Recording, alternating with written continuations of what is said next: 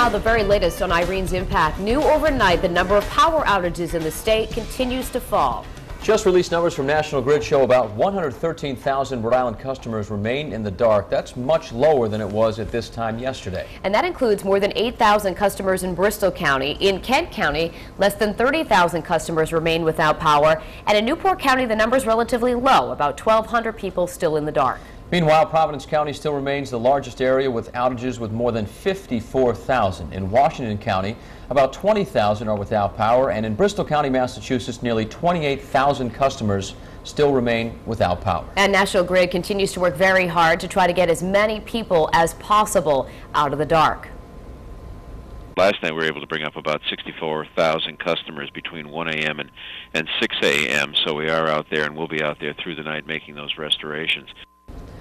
The lingering power outages and storm damage has prompted several local communities, including Warwick, to delay the start of the school year. The superintendent says doesn't really have much of a choice, but some students are already thinking about last year when all those snow days extended school well into June.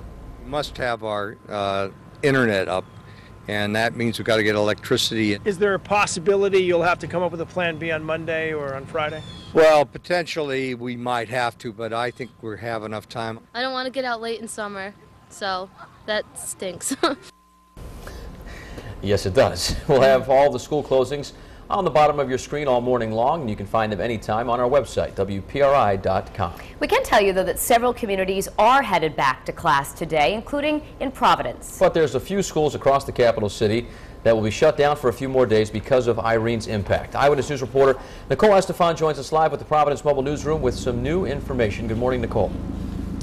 Well, good morning, Danielle and Patrick. In fact, the mayor just arrived here at the First Yard bus yard. If we could just swing the camera around, you can see he's going to take a short tour with some of the bus drivers here, and we hope to hear from him shortly. But first, let's talk about Irene's impact on our school systems. Providence is just one of 23 other cities and towns that will have some sort of delay this school year. Now, despite that, most of Providence, the city students, will be boarding these buses this morning, but missing will be their classmates from 3 separate schools thanks to the damage Irene left behind on Sunday. And here's what we know this morning. Closed will be the Carl Laurel Elementary School. That's due to a lack of electricity, as of many of you are experiencing this morning. And the Fort and Lima Elementary Schools, well, those will now be closed until September 6th, so crews can repair some significant roof damage. City officials tell us the rest of the schools only suffered minor damage, tree limbs on the property, and that crews spent the early part of the week making sure the grounds were safe for students